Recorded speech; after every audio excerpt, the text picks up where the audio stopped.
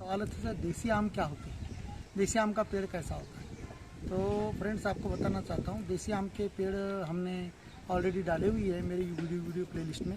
बहुत बड़ा होता है, महाकाय होता है देसी पेड़, एक दिन में नहीं होता, लेकिन उसकी उम्र जैसे 50 साल का अगर पेड़ हो गया तो लगभग 40 फीट 50 फीट हाइट प्राप्त 40 फीट तक हाइट प्राप्त कर लेता है। अच्छे से अच्छा बड़ा पौधा रहा तो, और बड़ा महाकाय होता है। लेकिन कोई ज़रूरी नहीं है, आप देसी पेड़ की भी अगर ग्राफ्टिंग करते हैं तो वहाँ पेड़ एकदम छोटा बन जाएगा, बोंजाई। आप ग्राफ्टिंग करते हैं तो देसी रहे नहीं विदेशी रहे, ग्राफ्टिंग करने का मतलब यह है कि आप पेड़ की हाइट कम कर रहे हैं और उसकी हाइट कम होके जल्दी से जल्दी फ्रूटिंग लगे। तो यहाँ ग्राफ्टिंग का एक फ़ायदा है। तो देसी वेराइटी में भी अच्छी वेराइटीज़ है, कोई ज़रूरी नहीं कि अपन जो ये मार्केट में जो आम है या सभी हाइब्रिड वेराइटी के हैं। तो जनरली जैसे आपको बताना चाहूँगा, केसर यहाँ गुजरात का फॉरेस्ट का आम है, यहाँ देसी वेराइटी केसर, लेकिन वहाँ जंगल से उसका कलम लाके उसको यानी स्प्रेड किया गया उसका कलम करके। तो ओरिजिनली वो हाइब्रिड नहीं है केसर, लेकिन उसका टेस्ट दुनिया में बहुत अच्छा जाना माना है। जैसे आप अपना दशहरी है, तो दशहरी 2 आम का क्रॉस है, दशहरी की वेराइटी। ये ख्याल में रत्ना भी 2 आम की वेराइटी है, आम्रपाली भी 2 आम का क्रॉस है। तो दोस्तों ऐसे हाइब्रिड वेराइटी की अगर से आप गुठली लगाते हैं तो आपको वो ओरिजिनल क्वालिटी कभी नहीं मिलेगी।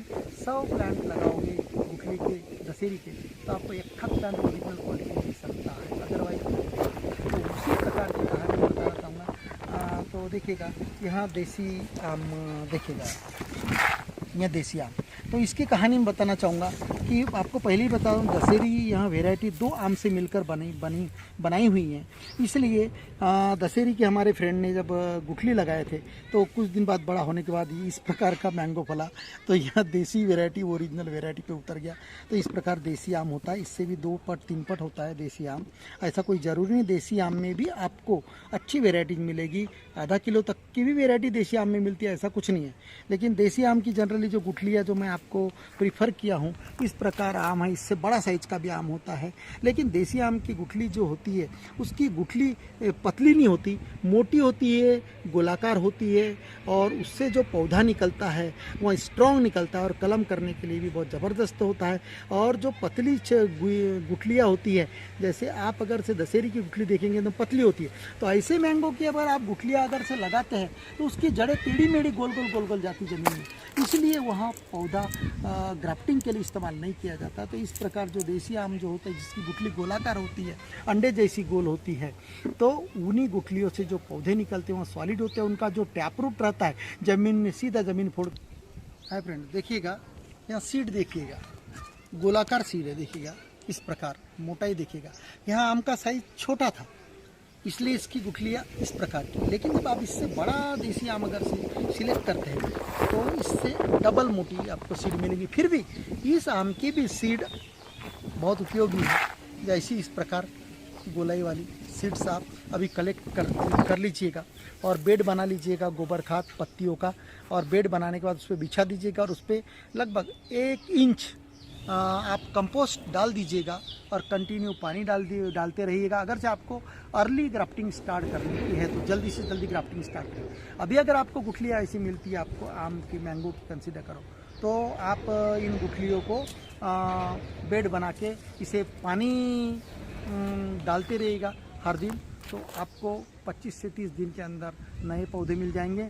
और गुठली कलम जो मैंने बताया था, गुठली कलम करने के लिए आपको उपयुक्त होगा। अगर से आपको गुठली कलम नहीं करने की है, तो जिसे स्टोन ग्राफ्टिंग करते हैं वो नहीं करने की है, तो जैसे स्टोन ग्राफ्टिंग करते हैं तो स्टोन ग्राफ्टिंग का रेट भी 90% है दोस्तों, एक ख्याल में रखिएगा। जैसे पौधा निकला और उसकी हाइट जैसे लाल पत्ती निकल गई, वहीं काट के आपको गुठली कलम, तो मेरे वीडियो प्लेलिस्ट में जाइएगा, गुठली कलम की वीडियोज़ है ऑलरेडी, इससे स्टोन ग्राफ्टिंग कहा गया है, उसका 80 से 90% सक्सेस रेट है। किस प्रकार करने का पूरा डिस्क्रिप्शन मेरे वीडियो प्लेलिस्ट में जाने के बाद आपको मिल जाएगा। और रही बात, इसके बावजूद अगर आपका वैसा इंटरेस्ट नहीं है तो फिर पौधा निकलने के बाद में गुठलियों के साथ में रूट को आप पानी डाल दीजिए, पहले गादी वा फेंको बेड को, और उसके बाद में पूरा उन्हें उखाड़ लीजिएगा रूट के साथ में पूरा, और फिर उसे पॉकेट में लगा दीजिएगा। और पॉकेट में लगाने के बाद में जब वो पॉकेटिंग प्लांट जैसे 1 फुट ऊंचा हो जाता है, उसके बाद में आप उस पर ग्राफ्टिंग कर सकते हैं। तो एक और बताना चाहूँगा, जब 1 फीट का पौधा हो गया, 2 फीट का पौधा हो गया, उसमें जब ग्राफ्टिंग ले आप 1 फीट के ऊपर, तो उसका एक फ़ायदा, अगर से ग्राफ्टिंग फेल भी हो गई तो उतना पोर्शन कट करके आपको फिर से 15 दिन के बाद में, 15 दिन में पता ही चल जाता है आपकी सायन अगर गीली है तो सक्सेस होने के चांसेस 100%, और सूख गई कंसिडर करो तो उतना पोर्शन कट कर दीजिएगा जो आपने वर्टिकल चीरा मारी है, वर्टिकल कट मारी है, उतना पोर्शन कट करके फिर से डबल आप 15 दिन बाद में फिर कीजिएगा, फिर फेल होगी उतने दिन का फिर, तो आपको कम से कम 3 से 4 बार ग्राफ्टिंग करने के लिए उसी प्लांट पर मौका मिलेगा। एक फ़ायदा है दोस्तों।